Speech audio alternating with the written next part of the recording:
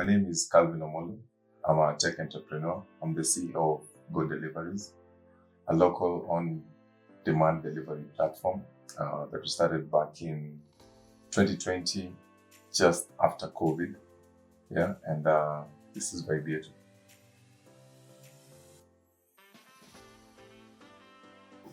Before COVID, I worked in a community pharmacy in Westlands. It used to be quite busy, so we'd get a lot of walk-in clients. Yeah, and we also serviced a lot of deliveries. So within the company, we had only 2 riders, and in a day we could handle maybe 30, 40 deliveries in a day. And before an order gets to our client, it will take like 2 to 3 hours. Yeah. So I had a good relationship with the riders outside the pharmacy. I had 3 riders like that. So I talked to them, told them that if I have any order, I'd go to them and they deliver for me. So that would take a really, really short time before the client gets the medicine. You know, medicine is a little bit sensitive. So when someone falls ill or a kid falls ill, you want your medicine delivered really, really fast. Yeah, so that changed a lot for most of my clients, and they had no issue paying for delivery. So it split the money between me and the rider. So that's how I strengthened my relationship with the 3 riders that I had. So COVID hit, and the curfew was at 7 p.m., if you could remember. Yeah, so a lot of people would get off work at around 4, get to the pharmacy around 4:30. So they had like 2 hours before you could serve them. So we had a lot of clients coming in, and the line would start forming. So a lot of clients would actually head back home at 6 without getting the service they came for. So I went back to my riders, told them that when it gets to 6 p.m., take the numbers of the people outside and I'll serve them after 7. Yeah. So I had like maybe 50, 60 deliveries in a day. So we'd handle a lot of deliveries after curfew hours. Yeah. So I thought if I can manage to deliver 50 to 60 packages in a day, what if I can reach more clients? Because these were people who would call me or I'd call them. They didn't have a platform where they could reach out and get their medicine delivered fast. So that's when I started thinking about having an on-demand delivery platform. Started doing some research, and that's how Deliveries was born. I think entrepreneurship is all about resilience, especially in the African market. Being a founder isn't easy. Yeah, you have to fight through a lot, including financial struggles. So, and actually convincing people to join in the journey. When you're building a startup, the chances of a startup failing is 99%. So how do you convince someone to join in a sinking boat? Unless you have to be really, really convincing. You have to find people who believe in the same journey as you do. So for me, I think finding the right team members has been everything to me. I mean, the team that I have, they keep on surprising me every single day with new ideas, new features within the app that I didn't even think of. And I couldn't have gotten this far without them. Yeah. Challenges in terms of, we got a lot of no's initially from potential vendors. So we'd actually go and tell a vendor that we're doing this to help you grow your business, to help you reach more clients, grow your revenue. But most of the people would be like, we've never heard of you, so why would we leave Glovo or Bolt Food and join in with you guys?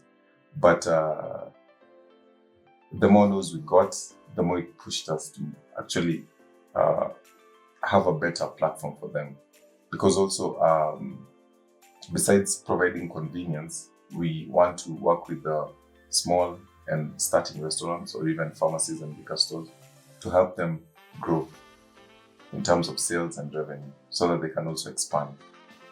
Research shows that almost over 60% of restaurants close down, and this is attributed to the low number in sales or people not actually realizing that there's a really good restaurant right next to your doorstep.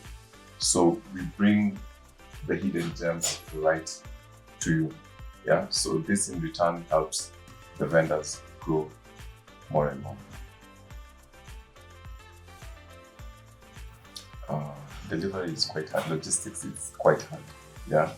And you need to develop trust with all the key stakeholders. So, for example, you need to develop trust with the company. Now, Go Deliveries with the riders. You have to treat them really, really well because they're the ones who face the client at the end of the day. I or we as Go Deliveries don't have access to the end consumer. The restaurant or the pharmacy doesn't have access to the end consumer. It's the rider who goes with the package and delivers it to the consumer. So for us, building a good community of riders has been key, and actually empowering them to be able to give our clients and customers better service. Networking mostly has been very, very crucial. Yeah. Initially, we had struggles paying for our servers. We were outsourcing server services from abroad, and it's only through LinkedIn, through a connection, I got my way into Servercore. So Servercore is our infrastructure partner in terms of server, and we got the perfect fit through them, and it was like the leap for us. So we were like 10 steps behind. Then when we discovered them, we just so entrepreneurship has really changed a lot. It's challenging. It's challenging. So sometimes you lose sleep over the thing you're trying to build. So mostly, a lot of people don't really care about what you're doing, but there are also people who care about what you're doing. So there's a fight between you giving up and you continuing. So a ton amount of motivation is required, and a ton of resilience. You just need to keep on going. That's almost the core of our business. We try and empower young people into joining us, providing job opportunities to give them something to do with their free time. So you're able to deliver for us whenever you're free. So you can pick whatever hours or whenever you're free to deliver for us. So within a week, you can pick like Monday to Wednesday, deliver, make a few bucks, then go and do what you want to do. Then, so that's how we work with the young population. So for me, I think youth empowerment is helping someone young make something for themselves. Yeah. So for us, we have incredibly young riders, even within the team. Our tech lead is 22 years old, and the stuff he's doing is brilliant. I mean, whatever he's doing, compared to someone who's been in the industry for about 10, 20 years, he's doing amazing. So you can imagine. So I think young people, especially this young generation, the Gen Zs, have a lot to offer. Yeah. So for us, empowering them is key. I think we should all care about where we live. You want to live in a clean space, yeah? So it's up to us to do the little that we can to make our planet a cleaner place, yeah? So for us, we advocate for e-bikes and for the youth to adopt e-bikes. One, it's cheaper to maintain, so you're actually able to make more when you're delivering. And they're actually faster, they're quieter, so it gives you access to places where the normal bike won't give you access to. And it's actually cool, using an e-bike. So for us, we have two approaches. We had to really sit down and build a system that really works for us. So we had to come up with algorithms that ensure effective route planning. Yeah, so you're able to utilize your bike or your bicycle effectively to actually not cycle as much. Yeah, take the shortest route to the client, improving turnaround time. And outside Nairobi, we're actually expanding to the outskirts of Nairobi. Yeah, so a lot of people there use the regular bikes, and they spend a lot on petrol. Yeah, So for us, convincing them to adopt e-bikes has been really, really helpful within the community. So the guys that we have there who are taking up the e-bikes actually have testimonies of them actually making more and reaching the customers much, much faster. The first is Savacom. So I can't insist that enough. I think for most tech companies in Kenya need to localize their IT infrastructure. It's cost effective and you're able to get assistance in case of any issues as fast as possible. Yeah, and mostly talking to other founders has been really, really encouraging. People who are on the same journey, sharing the same challenges, has been really, really helpful. Well, for us, we put the small guy first. So that's the local restaurants, the small restaurants, and the riders as well. So for us, we care about these guys to help us serve our clients better. So we're on a mission to help small and local restaurants grow and also empower the youth. Mostly work with young people who are fresh off school or are in school. So during this period, it's usually a very tough period for young guys trying to make money to maybe do something else on the side. So for us, I think giving the youth an opportunity to make money delivering and actually meeting people while delivering, because you never know who you meet on a delivery process. Yeah? When you're taking the package, you never know who you may meet. So you're actually exposing them to more opportunities by giving them the delivery gigs. Yeah. So one of our vendors, we began working with, the name is Kush Kitchens. Yeah, so we started with them while they were making about 10 deliveries a day. But now they're actually making 70 to 80 deliveries a day. And I actually have a launch this coming week. And I'm proud to say that Good Deliveries has been key to their success in growth. Yeah, so actually empowering the restaurant and the owner of the restaurant. The owner of the restaurant is about 25, 26 years old. Is actually good.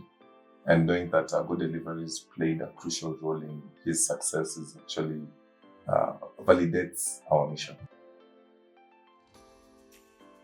The only advice I'd give is stay strong and be resilient. And find people who care about the journey that you're on as much as you do. So try as much as you can finding able and good team members, people who understand the future that your company or your enterprise has. Yeah. So finding the right team members is actually very, very important. We do our best to get or to do customer engagement programs. So within the team, everyone has a day where they communicate with as many clients as they can, try to get feedback. Our clients or our stakeholders, that includes the riders and the vendors. So we actually talk to them a lot to get their insights so that we can improve on our services. AI is a thing.